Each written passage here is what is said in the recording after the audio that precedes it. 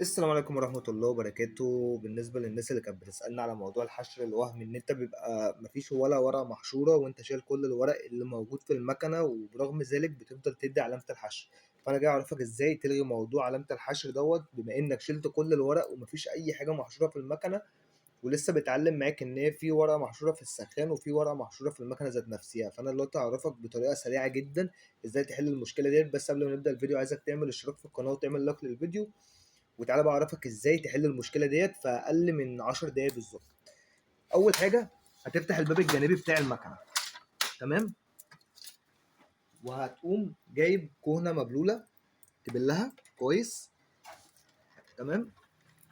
جيبه في النور اهو.